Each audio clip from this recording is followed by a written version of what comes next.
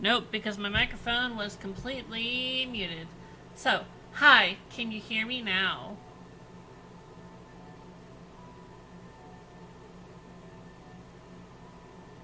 Excellent. Well, we are gonna kick off right away, picking up where we left off last time from Yasumi's route, but we're only gonna stream for an hour today because I am a very sleepy girl. No, no, no, stop that. You don't, no, don't do. Okay. So, as we remember from last time, which was last week, that's not last week. Where was our last week save? Wow, we made a lot of saves that day. There we go.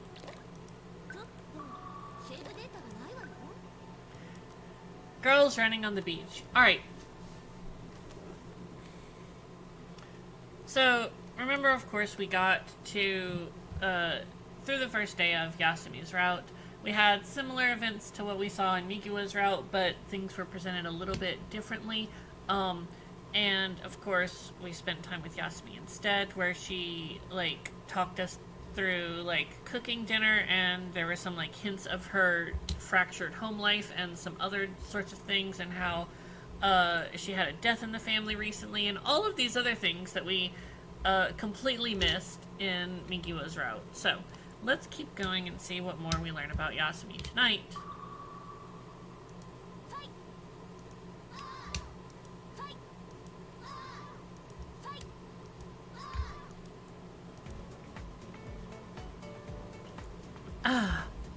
We ran along the beach, shouting at appropriate intervals to raise our spirits.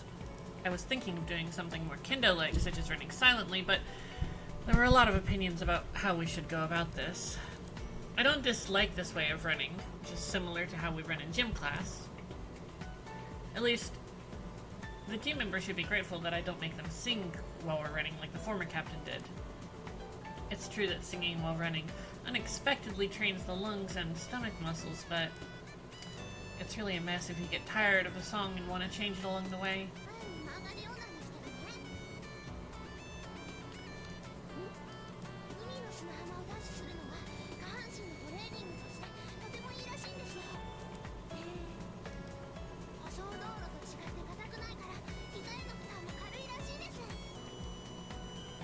It's true that it's hard to extract your foot from the packed sand, but in exchange, the impact is actually lessened. Momoko looked behind her at the others.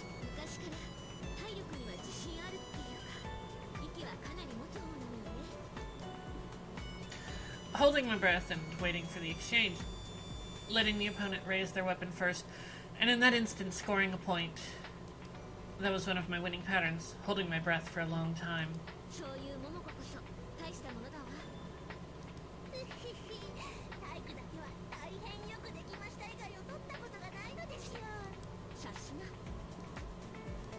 If we're talking about raw ability, she might have the most in the team. Though she was a novice when she debuted in high school, she soon became expected to be the ace of just about any sports team other than volleyball.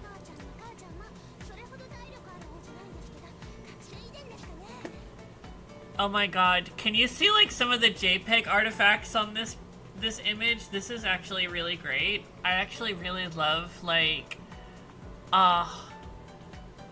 they didn't upscale everything, to HD, I think, or maybe, like, they might have, like, left some pieces out. Either way, I kind of love the way that Momoko's got this sort of, like, very grainy look to her.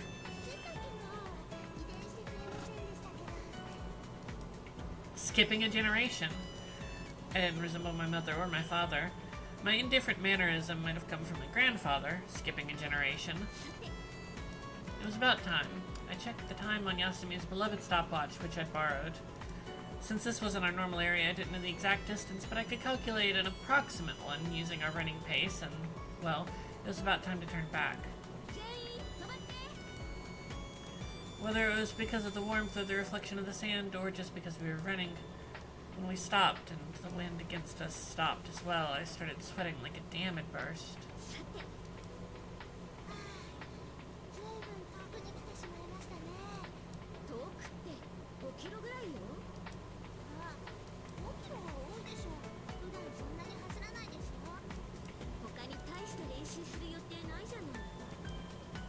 Training the legs and waist was basic exercise, and there was no class afterwards either.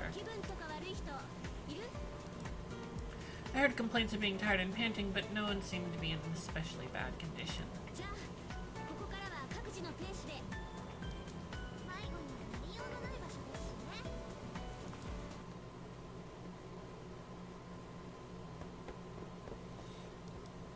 After going up the long, long stairs to the courtyard, our morning run was over. I left everyone to decide how to cool down on their own, and we disbanded.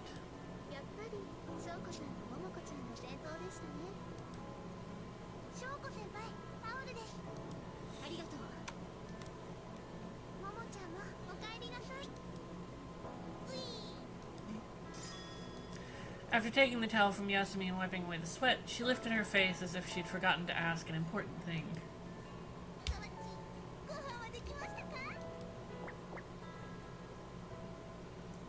She sidled up next to Yasumi.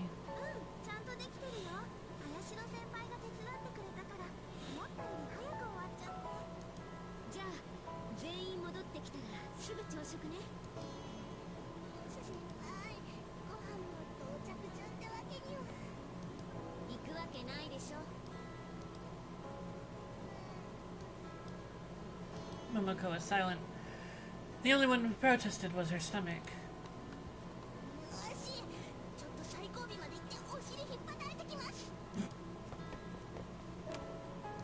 She turned around, went past the courtyard gate, and disappeared down the stairs.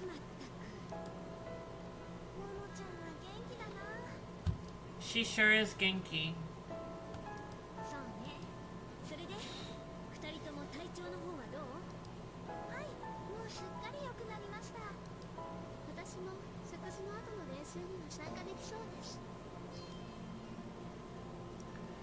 Her smiling face didn't show any traces of the tiredness she wore on it this morning.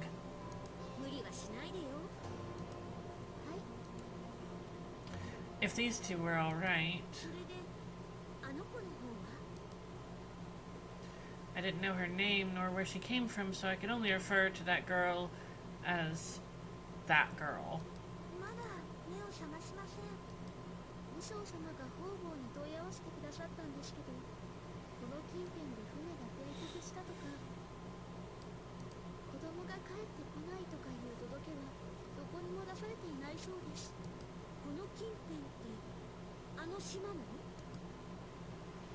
Separated by the sea, you could see it Urashima.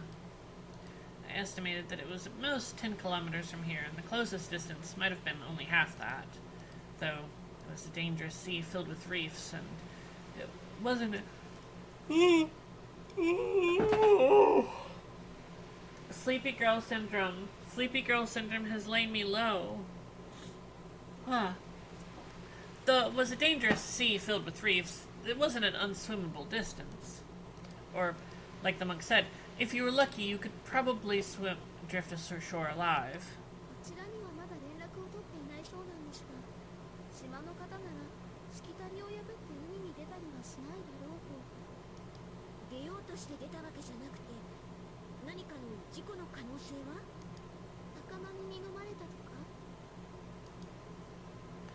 I nodded in agreement and urged her to continue.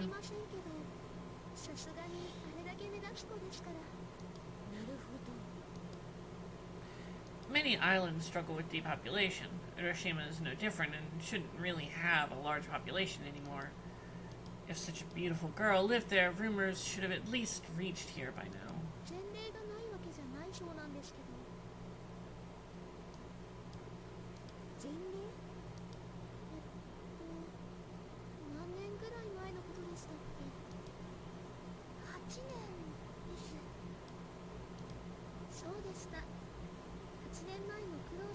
祭りの時期に生きて稲坂の浜辺に流れ着いた女の子がいたそうなんです。海は例年通りに荒れていたのに、その子には怪我もほとんどなかったそうで。ですけどその代わりに数日分だか数週間分だかの記憶をなくしていて、どうして自分がそこにいるのかもわからなかったらしいんです。 My heart constricted and froze. The blood, which should have been circulating through my body, passed by my heart and lost its warmth. Even the tips of my fingers felt icy. I know this. I know this feeling. This feeling of sinking into cold water. In the opposite direction as my sinking consciousness, numerous small bubbles floated up from the water's bottom. Many passed by me, but most of them hit me and popped. The instant those bubbles disappeared, I saw a scene I didn't recognize. 1, 2, 3, 4, 5, 6, 7, 8, 9. Countless bubbles burst open. My wavering consciousness was dashed by waves, and the bubbles burned a fragment of vision in my mind. As they linked and added together, I soon had not fragments, but an entire image. It was something that I shouldn't have known. No. It was something sunken in the deep sea of my memory. Something that I should remember, but...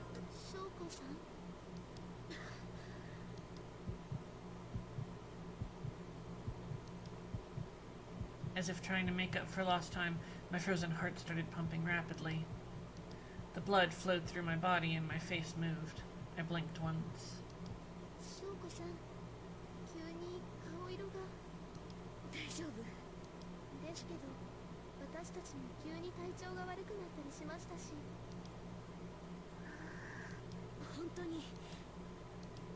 My still quivering lips somehow managed to form words. Like the saying, sickness starts from the spirit, the reason for my complexion going pale was due entirely to my heart. I took a deep breath. I'm okay. I could do something about this. So, I was fine. I wasn't closed off.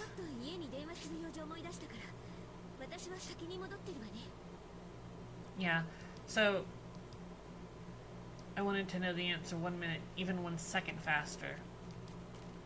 I quickly returned to my room. So, I'm gonna skip the phone conversation here because it is largely the same, but remember from Migiwa's route that this is where Shoko finds out that, so she calls her grandfather and finds out that she in fact was the one who came down here, who 8 years ago she was on a trip with Natsune-san, who is Kaya, who we met at the end of the last route as well. And Shoko, during some part of that trip, fell into the ocean and almost drowned, but washed ashore, but then forgot, basically, about the events of the trip, where she was. And of course we found out, like, a lot more of the details of that, and how her falling into the ocean was, tied to, Nakata, and him doing something in relation to the Kuro-sama ritual that Kaya tried to intercede in on Shoko's behalf. There we go. So this is all pretty much exactly the same, but, let's see. Alright, there we go. The call ended and I was left with myself. My gaze traveled down from the mountains across the surface of the blue sea to the tip of that island's shadow. This nostalgic feeling I had when I first got here wasn't deja vu. It was a scene I'd seen 8 years ago. Hello, Migiwa. Hearing a reply when I was talking to myself startled me. We're also, unfortunately, going to skip some Migiwa parts. Like a cat with silent footsteps, she went down the hall and disappeared.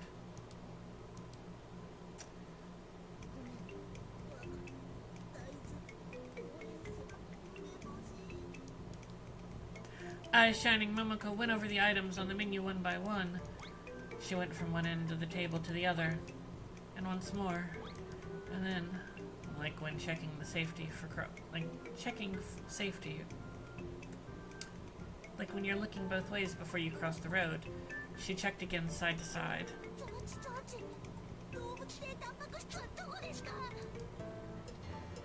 Her hungry, predatory stare was like that of an animal starving for meat as she turned towards slender, weak prey. I pitied the sacrificial lamb.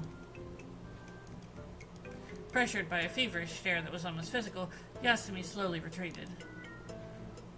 Momoko sidled up next to her and closed the distance between them.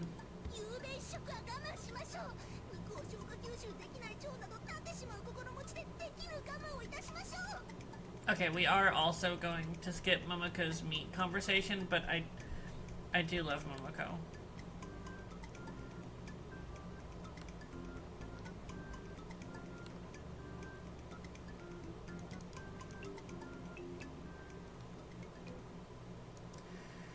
We talked about such and such.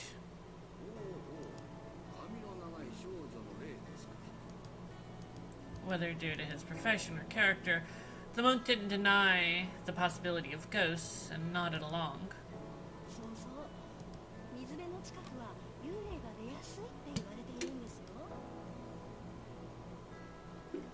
Most likely because it was also her hobby, Aoi-sensei picked up where he left off. Sensei wanted to believe in such things, so she wasn't really being mean, but Ayashiro's face clouded, and even if it was just a breeze for spite, I wanted to deny their assertion. If there really was a ghost that attacked people casually, dismissing it would be trouble, so I wasn't sure exactly what to say. In the end, the one who cleared up Ayashiro's worries was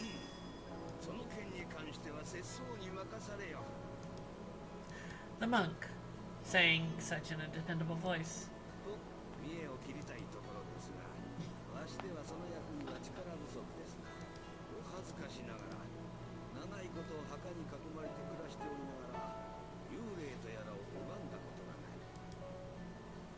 His funny way of speaking said that this was not an easy place for ghosts to appear, and he seemed to comfort Ayashiro.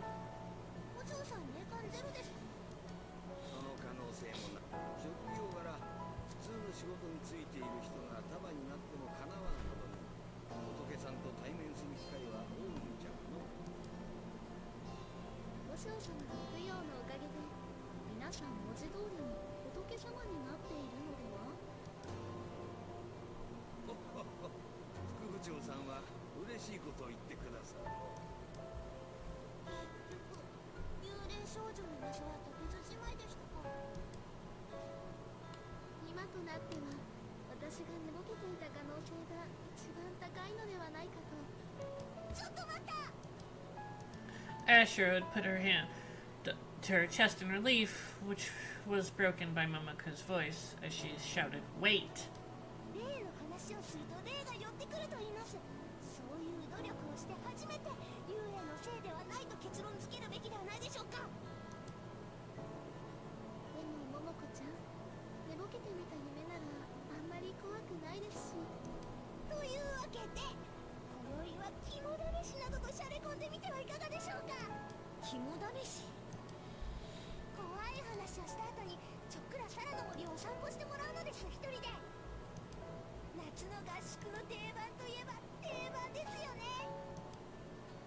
Well, that was true.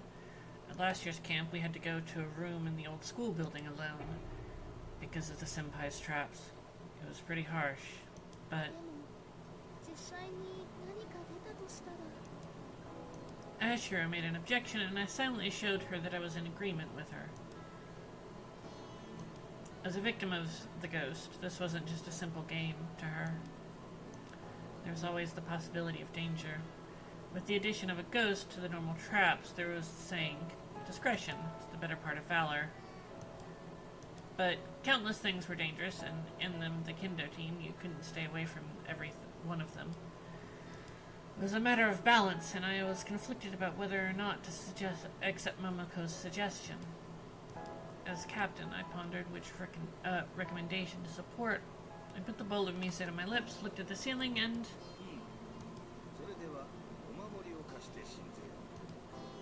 The monk said that, as if it would resolve the matter. お守りを扱っているのはお寺ではなく神社なのでは？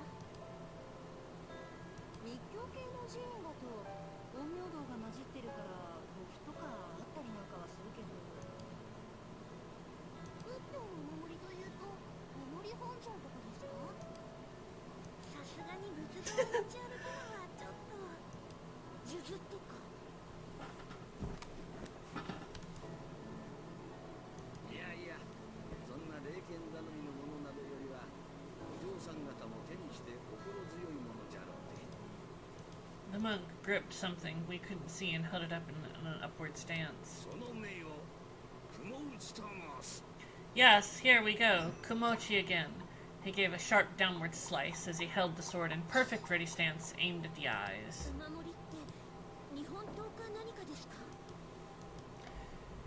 In both East and West, swords were said to hold mysterious powers that could ward off evil, said to hold a warrior's soul. It's probably why they were used by swordsmiths when purifying themselves by not eating meat. Though not used in daily life anymore, customs remain, such as placing a protective sword near the body at funerals, or handing one to Carly Rae Jepsen in the middle of a concert to ward off bad fortune. Most of the time, they were daggers, but this was an old temple, and the monk was an old-school warrior. So it wasn't unusual to have one or two famous swords here. わ、日本刀？ And it had an impressive name, too. 確か Kumochi. そんな感じの名前にすごい刀があった気がするんだけど、もしかして雲切りのことですか？多分それでしたら源氏の宝刀です。源氏っていつに作ろう鎌倉幕府の？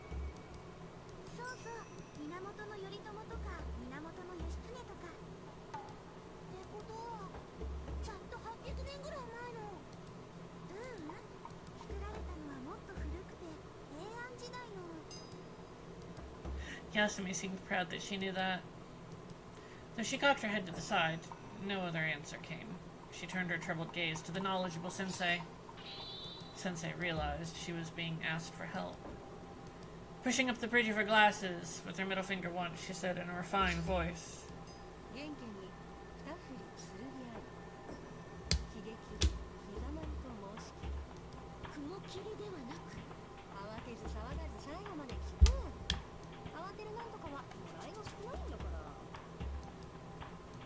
I just wanted to know the end, but it was also childish of me to skip to the end of the conversation so quickly.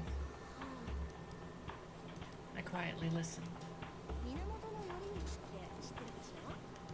あの四天王寺を退治したり、腹心の部下に足柄山の金太郎こと酒田の金時がいたりするすごい英雄なんだけど、その頼光のお父さんの源道高、忠野まんじゅうとも呼ばれていた彼は江戸時代のカルタで忠野まんじゅう武士の始まりって歌われたりもした、いわゆる孔子の人なのね。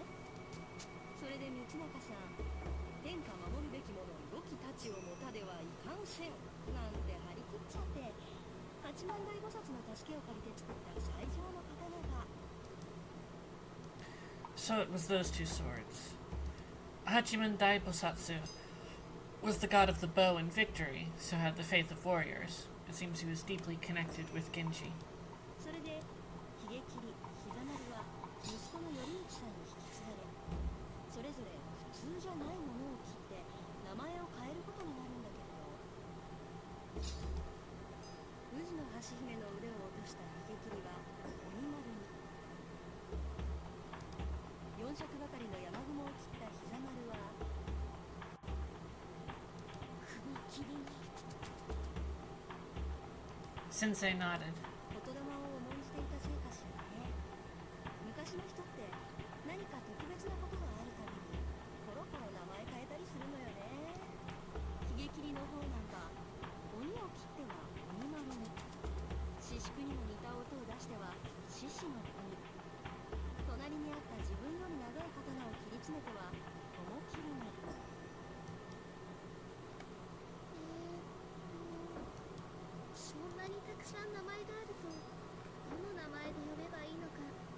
と止まってしまいますね。 Shiro had been counting on her fingers, but gave up about halfway through. Sensei indicated that she heard her and went on. しかも雲霧なんて名前は縁起が悪い。最近源氏を負け続けなのは名前のせいだって八幡様に怒られて、最初の髭切りに逆戻りする始末だし。なんだかな。源氏って方言の欄では父為義と嫡子義朝が敵味方に分かれてたり、その後も義経が義仲を討ち取ったり、骨肉の争いが絶えないわけじゃない。そういえば源頼朝と義経の兄弟も打倒平家の対岸を成就させた後に仲違いしてますものね。仲違いっていうよりは義経が一方的に邪険にされてたって感じだからね。星越城とかは聞くまでもなく。Yoshitsune fled to Oshu in the far north, but he still couldn't escape from Yoritomo and eventually committed suicide at Kinugawa. ちなみに雲霧でもあった髭切りは玄太の産着という鎧と並んで源氏の棟梁の証ですから、当然所有者は頼朝公なわけですけど、弟刀の膝丸は運命的な縁でもって義経さんの配当になっていたんだよ。へえ。クワバラクワバラ、縁起が悪いことだまって怖いですね。The fun thing is that on like a second playthrough, you can start to sort of like see how some of these like random conversations fit into the overall sort of like supernatural underpinnings of the story, in ways that are definitely not obvious on the first playthrough, in my opinion. It's like really, this game is designed, I think, such that the story works better on your second route forward than it actually does in your first route. この頃には髭切りに戻されてるのにね。それもまた言霊の仕業やもしれません。悲劇の断りと書いて悲劇りとか。いや、それはないか。 I stopped that thought and ended the digression. それで和尚の言うお守りは源氏伝来の宝刀とは何か関係あるんですか。名前が似ておるだけじゃ。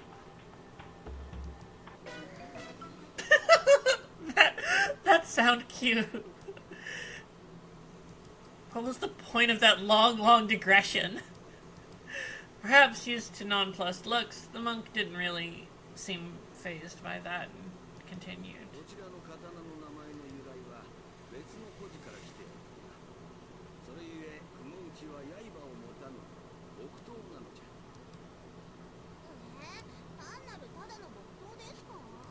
木刀でよかったわよ。Muko was disappointed, but I, on the other hand, was relieved. If it were a real sword, we wouldn't know how to use it if it were handed to us. We were used to swinging wooden swords, so it's a practical, reassuring talisman.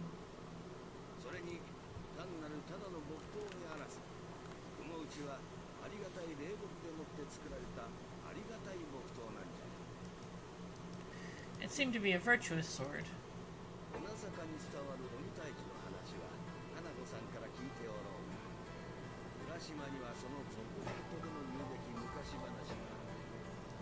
鬼退治より1500年ほど下った時代の八百万の神々に如来、菩薩、明王、天武といった諸仏が加わった浦島の地に三度災いが訪れた。海は荒れ、魚は取れず、植物は枯れ、島の民は病に倒れた。それと同じ状況は九郎様への信仰が長らく途絶えていたほんの少し前にも起きたらしいが、今は割愛いたすとしよう。渦中の浦島に現れたのが安姫様と呼ばれる旅の義父で、九郎様の消息を訪ねてやってきたと伝えられる。安姫様には大層不思議な力があった。病に倒れ Very mysterious power. 災いの影響が大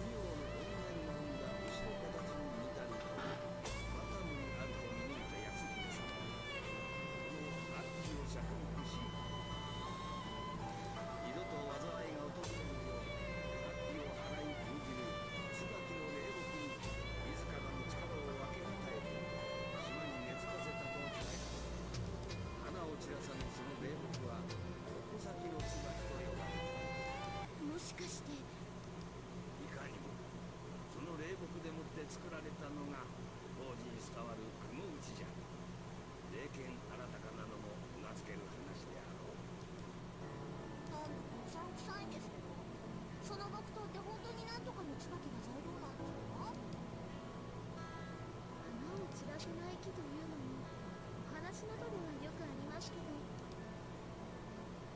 ならば実物を見てみる。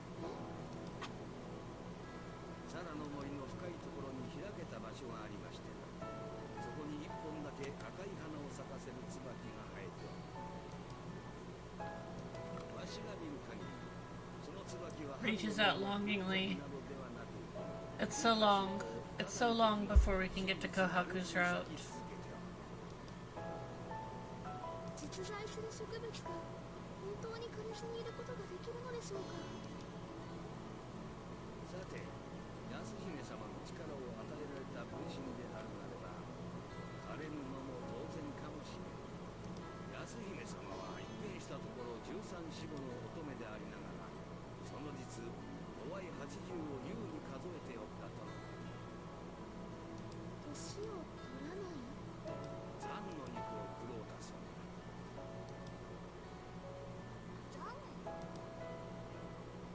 ジャンっていうのは人魚のことよ。人魚。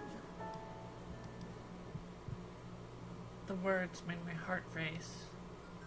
A human eating mermaid flesh. ヤオビクニって聞いたことがないかしら。人魚を食べて不老不死になったら、こっちは80歳じゃなくて800歳なんだけど。I'd heard about this. Yes.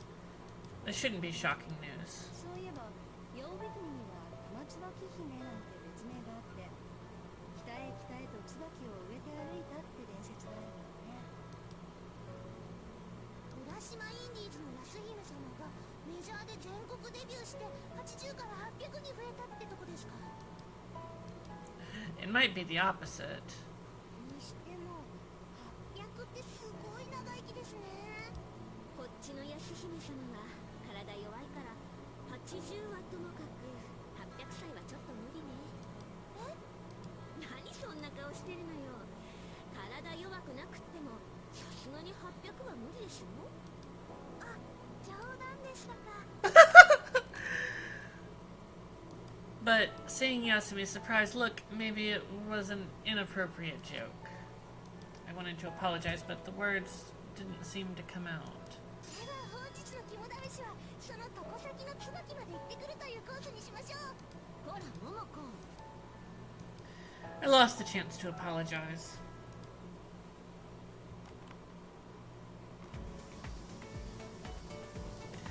After the meal, we cleaned up and took a break to rest. We then put our dogi on again and gathered in the courtyard. すっかりガラガラですよ。 We'd hung our dogi, that were covered in sweat from the morning run, out to dry in the shade. It seems the weather in the south was rather dependable. I'd thought of it as the enemy before, but now it might actually be showing us some mercy. Filling my lungs with the salty air, I looked up at the high blue sky. まずは準備体操から。っていうか、コサ先輩の組んだメニューってアップにとってる時間長すぎですよ。ウォームアップ大切よ。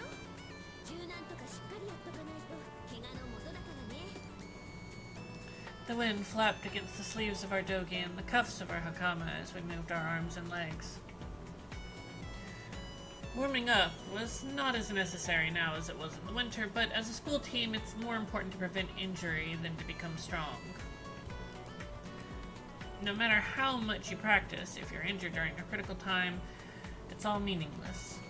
First, if you get injured, you can't practice, so it'll be harder for you to make it up, which will cause you to become hasty later. After warming up, your body feels different as well, so it's important during practice, and even more so before matches. The reason I'm such a stickler about it is probably because of the influence of my grandpa, who's a doctor. The sun slowly got higher and we started to sweat. The bare skin on my thighs felt hot against my hakama. Black heated up more than any other color. Many felt white hakama would feel cooler at times like these, but Natsune-san was against that and wore black from head to toe. If you clear your mind, even fire will feel cool. People expected that sort of attitude from Natsune-san, but it didn't really show on her face. Thinking about that time, it was so hot, she still let herself be drenched in sweat, gave me motivation. Okay. I thought about something. We had an odd number of people, so we couldn't completely split into pairs. It's fine for me to stretch by myself, but... I looked at Yasumi, who was standing under the shade of the sal tree. Next to her was Migiwa. That's right. Last night she did express interest in how strong Seijo was and what we did at practice. But we're on Yasumi's route, so unfortunately we're bypassing the choice mechanic this time, and we're letting the Yasumi help. The manager is free, so there's no point in bothering someone who's not a team member. Given Migiwa's personality, if she really wanted to join, she would have done so.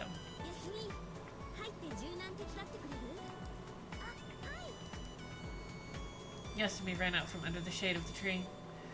She wasn't dressed in a school uniform that she'd have to worry about getting dirty, nor in casual clothes, but in her gym sweats.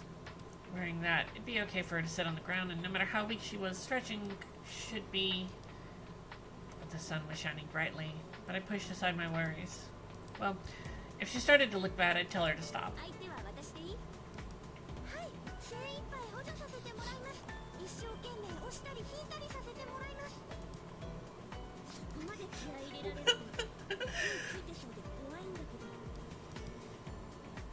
Knowing Yasumi, the manager, I was a groundless fear. She read various sports books and magazines, and she was generally a great assistant.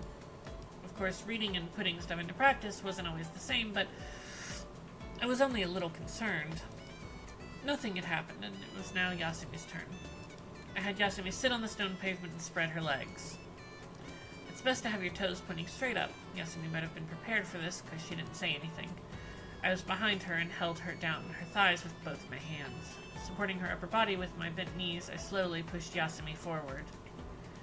If the back is bent, then the effectiveness of your stretch is lessened, so when she arced her back, I pushed down. That's why it's better to do it from behind, since you might be able to feel more as you push on the upper body.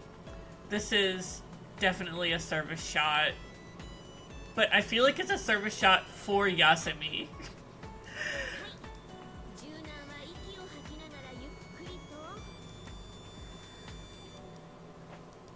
The upper half of Yasumi's body fell forward. Pressed right against my chest, I could tell that Yasumi's slender back was moving a little forward.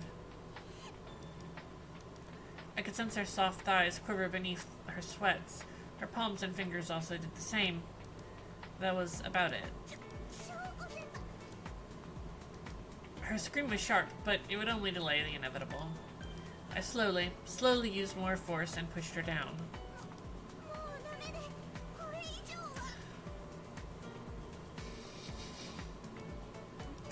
It's fine. Yeah, it's fine.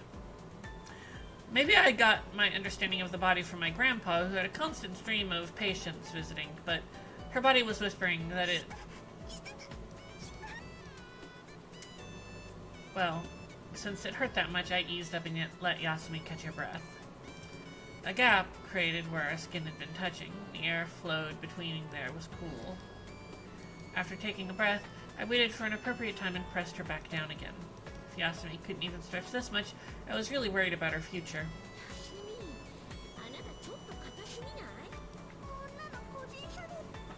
As we talked, I took my time and slowly pushed her to the same angle she was at before.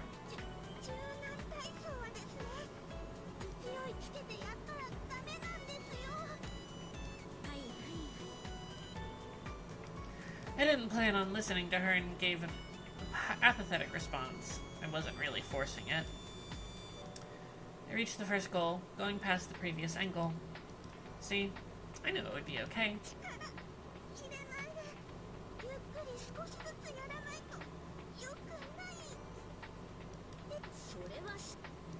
Slowly adding more force, I aimed for goal number 2, which I made up on my own arbitrarily.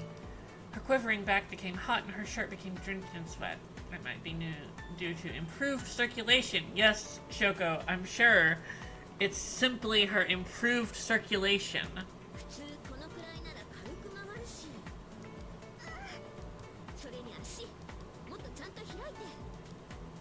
I mercilessly pressed her legs down as they tried to escape.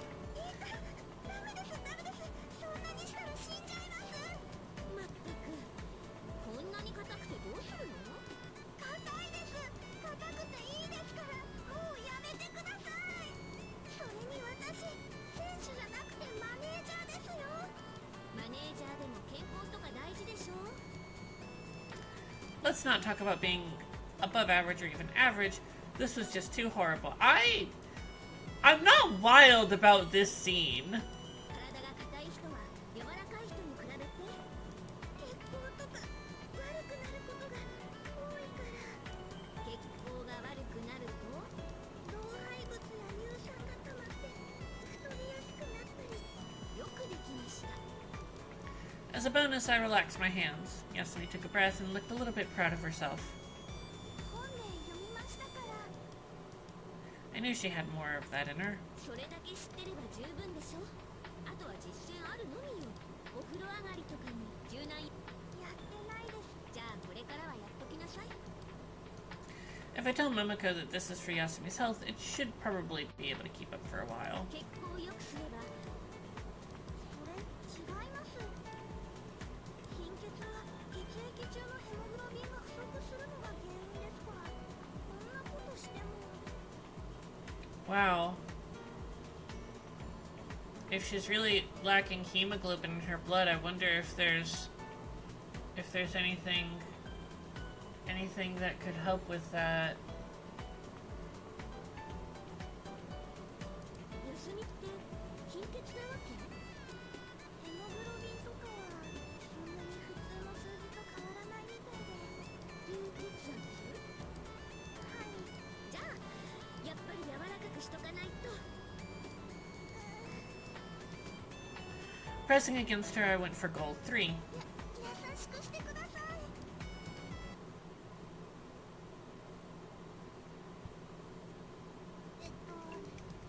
サワチ。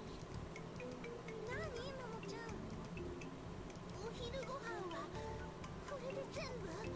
他のものは作っ。何よ。立派なものじゃない。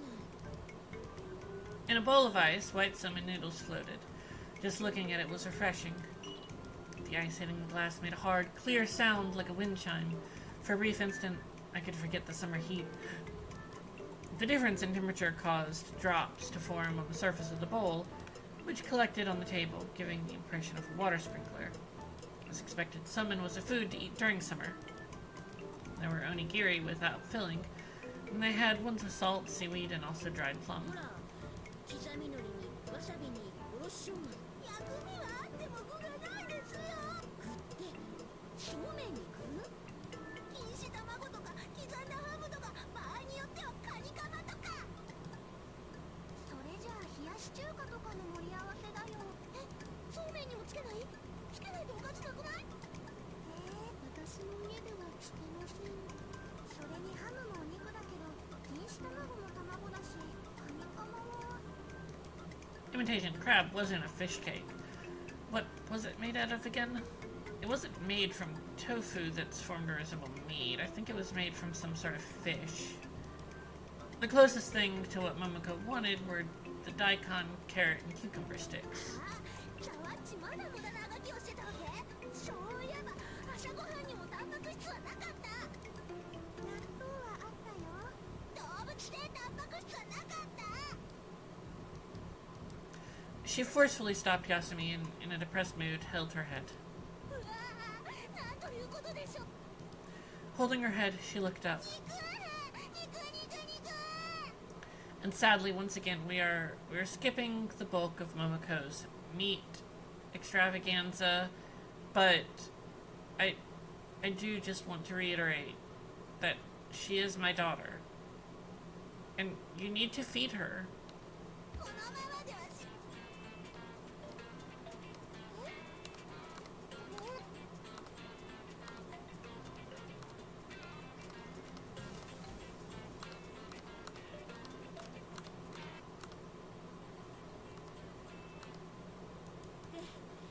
なんで桃子がこんだけのことに首突っ込んでるわ。 I'm personally not fixated on vegetarian meals, but Yasumi's been entrusted with planning the menu. I have no personal interest in— oh, Momoko's line just didn't load. C が9割9分9厘じゃない。ですけど先輩、いくら僕は練習ないとはいえ、お肉食べないと夏バテとか。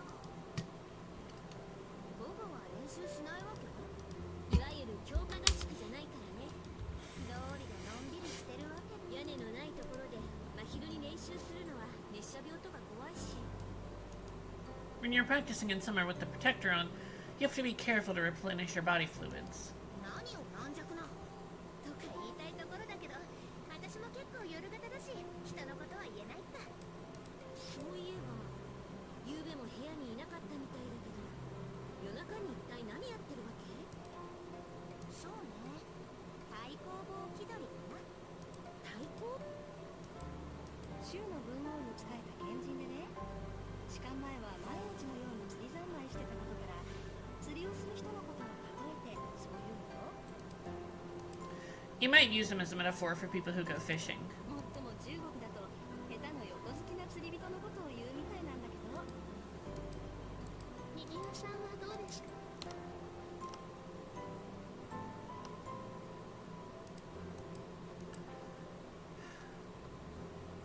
No matter how you go about it, with this many people and no storage place, you need to go shopping basically every day if we were having meat. だけどこの人数分だと結構な重さになるわね。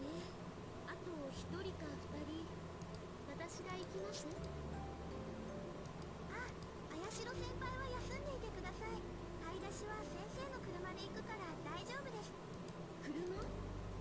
午前の間にレンタカーを借りてきたのです。 She twirled the key strap around her finger. 田舎じゃ足は必須ですもの。 Now, what should I do?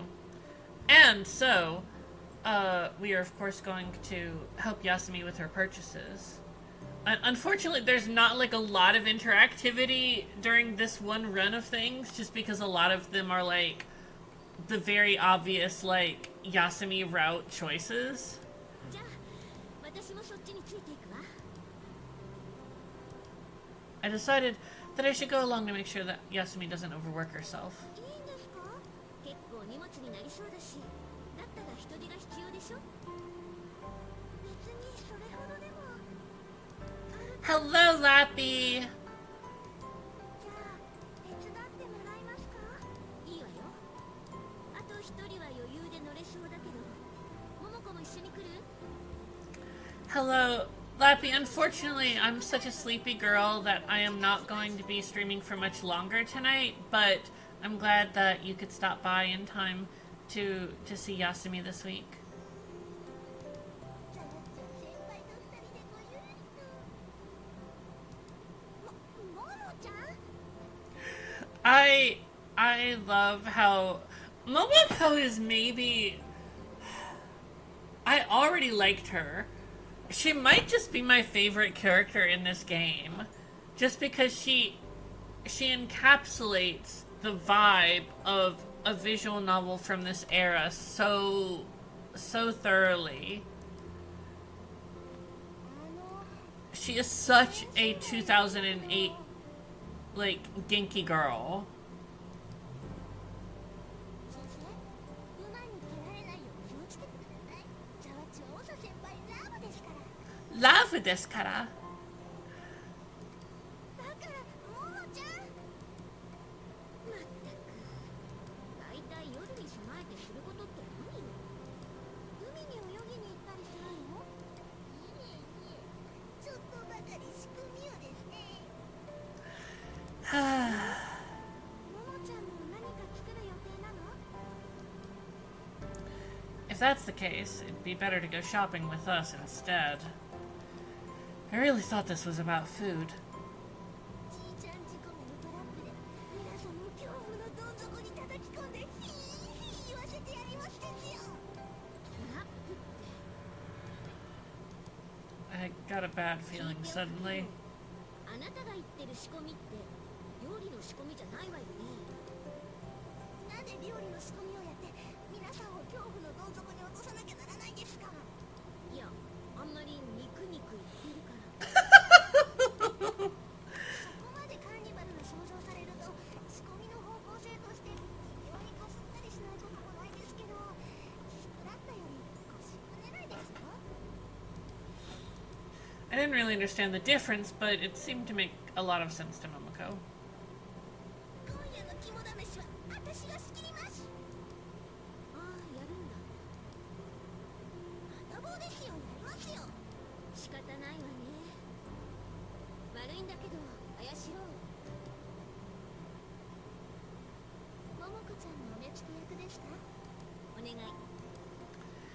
ですね。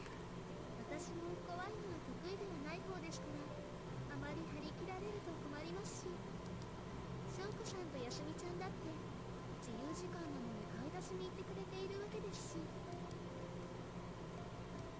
かくいう私もミラさんを楽しませるために自由時間を削ってですね。いや、削らなくていいから。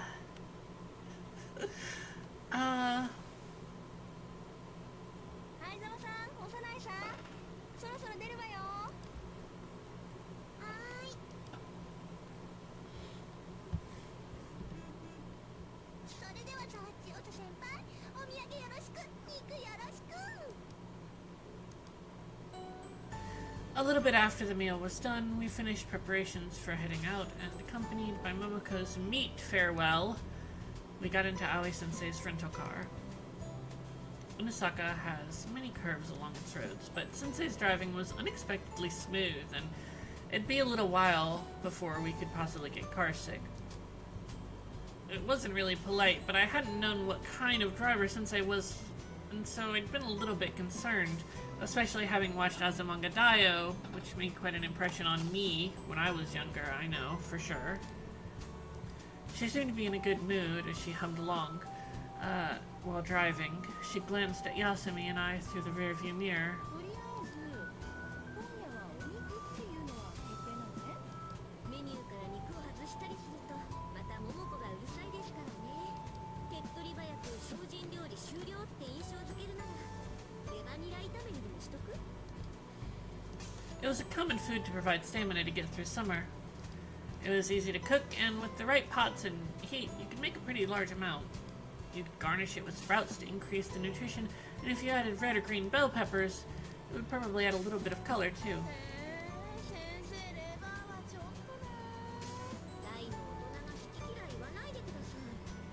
先生は美味しく楽しく食べられるかどうかを語っているだけで、レバーが嫌いで食べられないとは言ってませんよ。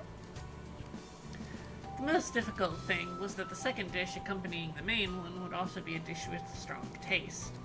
My grandpa and I didn't have many things that we liked or disliked, so we ate quite a bit of it at our house, but 先輩、せっかくの合宿なんですから、みんなが美味しく楽しく食べられるメニューにしましょうよ。 since Yasumi was in charge of the meals, said that I didn't necessarily mind listening to her. 食べ物の好き嫌いなんて十人十色なんだから。確かにそうなんですけど、一応アレルギーとかどうしても食べられないものとかは。 That's right, we were asked about that before this trip. I wondered if at this moment Yasumi was matching up which ingredients she could use with what kind of dishes she could make. こんだけ考える人も大変よね。寮の調理師さんたちと仲良くなったんですけど、本当にいろいろ気を使ってもらっていて大変そうです。寮はビュッフェ形式なんで、メニューの数を増やすことでアレルギー素材も使ったりできるそうなんですけど、そういう縛りがない分、剣道部は楽ですよね。好き嫌いは結構あるみたいですけど。 Taking likes and dislikes into account, it seems that there wasn't really any easy answer. お肉料理、お肉料理。 Though she said meat, beef, pork, and chicken were the main three, there's also lamb and what part of it to buy and how to cook it. If you increase the range of consideration, you have to make compromises, and it seems like she was wavering over which path to take. せっかく遠出の合宿だから、素材は地方の特産物がいいんじゃない？予算は大丈夫なんですか？宿が安い分、食事ぐらいはね。地鶏のシャモ鍋もいいけど、黒豚なんかもいいわね。Kurobuta pork. 桃子も朝から豚豚言ってましたしね。あの子は肉なら何でも良さそうですけど。 There's a goblin night market in like a week up here in Salem. So like if anybody wants to go to the goblin market, let me know.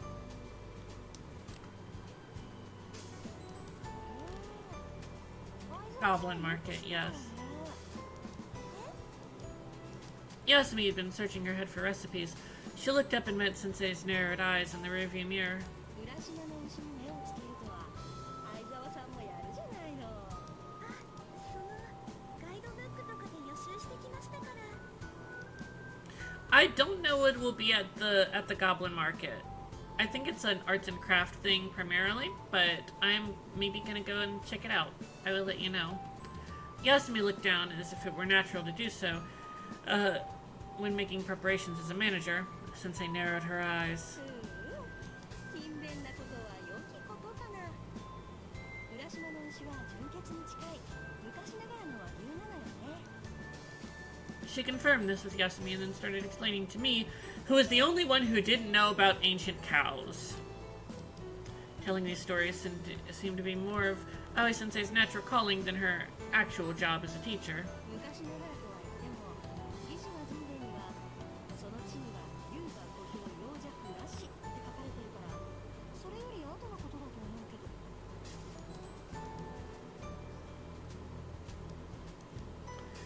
I'd hoped that we wouldn't go too far off track and maybe finish in a timely manner, but 義士は神殿というと邪馬台国の今のは船国の描写なんだけど、 Aoi Sensei was saying that Unasaka should also be rearing cows, since it was the closest place to the island.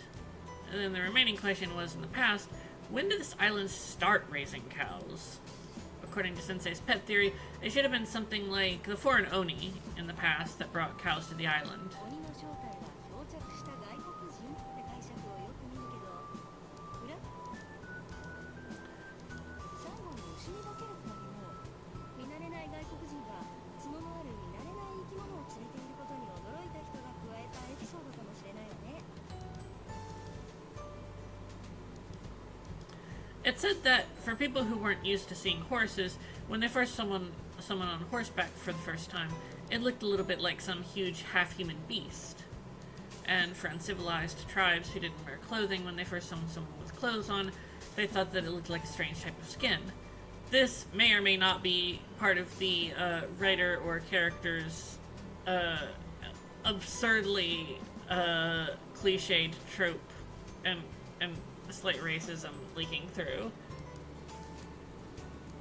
In other words, the Onitaiji of Hiroshima is about expelling foreigners who invaded the island and taking over their cows and other property. Including the storm and plague that just happened to occur, it turned out to be a simple story. だけど、それならなんで鳥の慶応に The thing that interrupted Sensei, who'd gotten worked up, was the impersonal sound of the phone, which cared not about circumstances.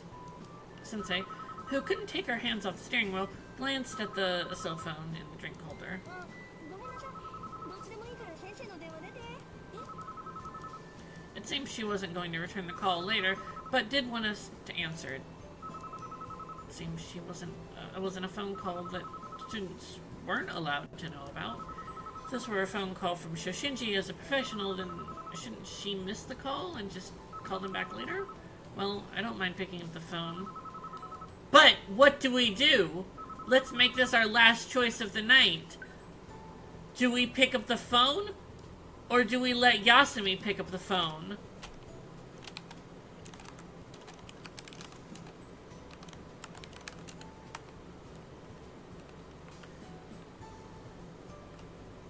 Yeah, I mean... So you want, yeah, do we let her be brave, or does Shoko... Which... So, you have to think about it on other axes, too. Like, are you doing what Shoko would do in character, or are you doing what you think will lead us further on the Yasumi route? Are you doing what you think would be the most interesting scene? Like, what's our logic here for which choices we are selecting? Yeah, I know, it's difficult, isn't it?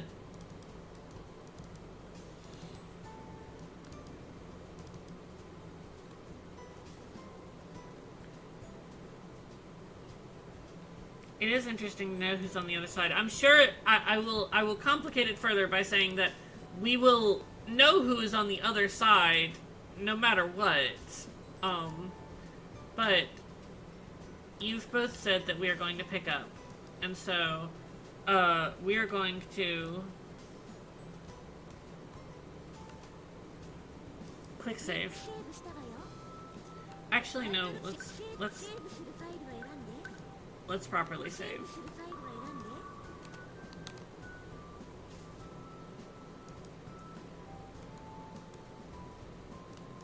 And congratulations, we've this is the answer that gives us the most points towards Yasumi's happy ending. Before Yasumi could get up, I reached out my hand for the cell phone.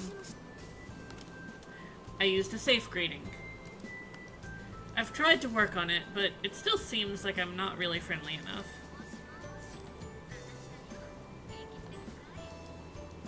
On the other hand, the owner of the voice seemed pretty friendly. Whether it was because the reception was good or because the other person's voice, Yasumi sitting next to me could also hear clearly. Though it was a young voice, her old-fashioned manner of speaking made it hard to judge her age. She seemed to be the same age as Sensei and didn't use honorifics with her, so I'm guessing that she's a classmate of Senpai, or perhaps a friend. Maybe they're good friends. Who can say? 私は葵先生の教え子で幼いと言います。先生は今運転中でちょっと手を離せないので。ああ、確かに教え子を世代にしてたら運転中は気を抜けないね。どうすればいいか先生に確認を取るので少しお待ちください。 I lightly covered the mouthpiece with the palm of my hand and raised myself up to ask Sensei who was still driving. 先生、後でかけ直すように伝えておきます？大丈夫だから、おしゃべりでもしながらちょっと待ってもらって。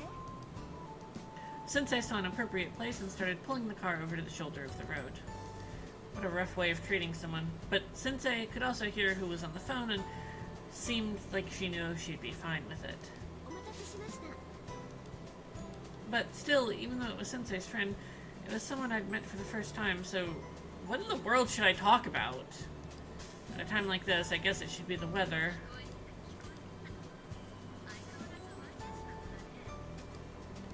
No, I guess we had that in common. Aoi Sensei should be the topic of conversation. 昔からこうだったんですか？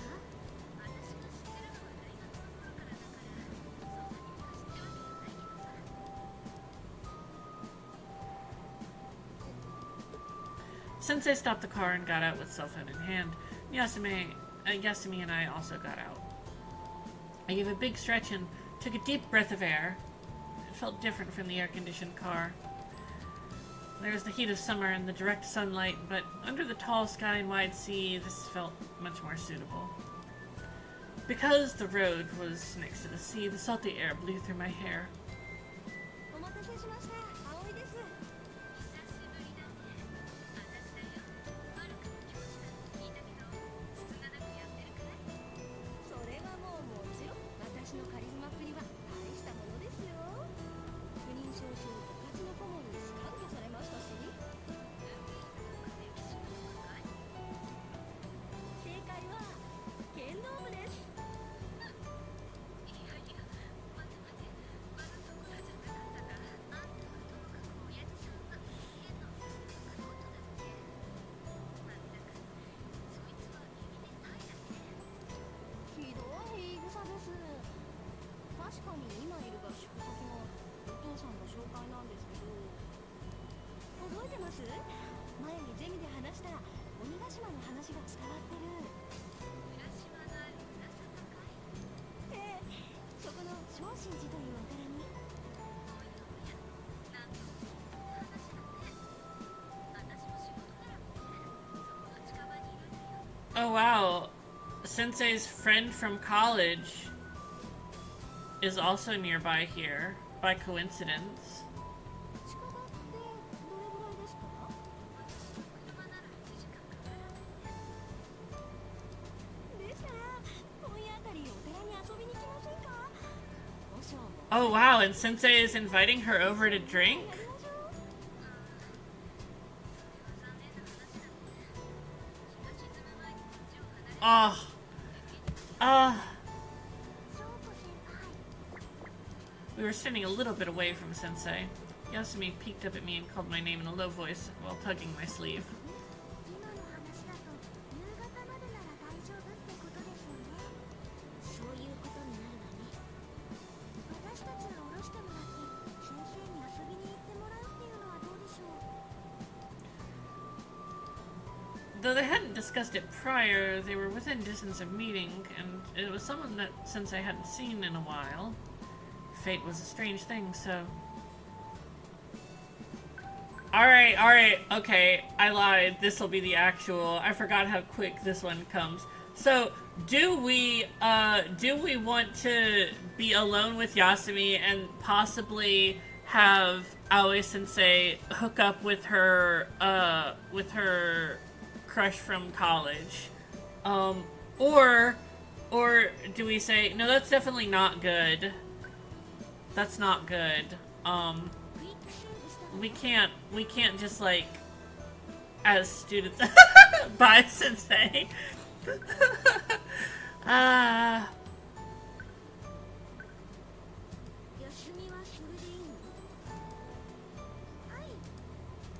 あ Akiko-san had felt that connections you made during trips were important, and as much as I could, I'd like to honor that.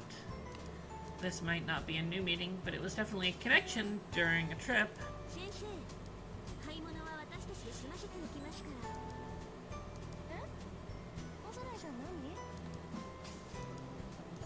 Sensei apologetically told the person on the other side, wait a moment, and removed the cell phone from her. Everybody in this has, like, such impeccable phone manners.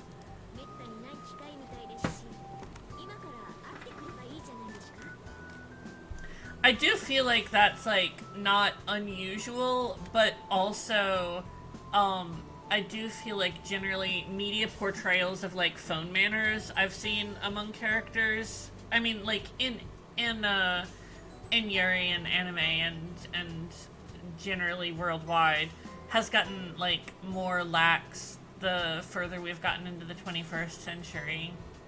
Just because we're all using our cell phones all the time. I don't necessarily think that's a bad thing at all, though. It seems like this is a rare chance. You can go meet her now, right?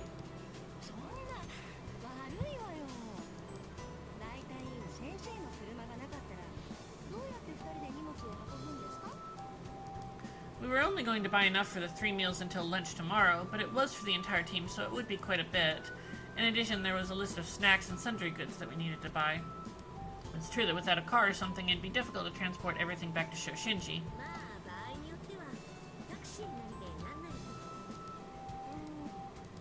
It seems like it was hard for her to decide whether Yasumi and I would really be okay by ourselves.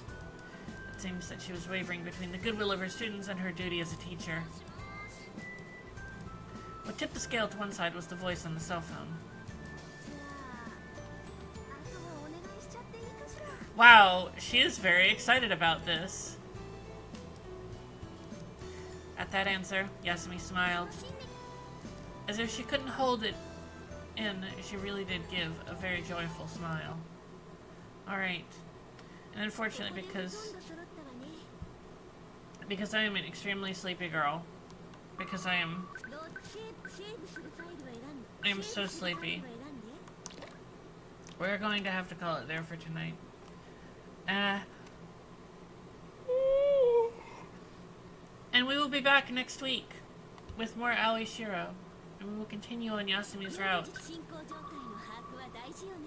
Yes, you can also see that we are finally getting down further onto this route on Yasumi's side, but we will advance further next week. And until then, good night, and thank you for stopping by, everyone.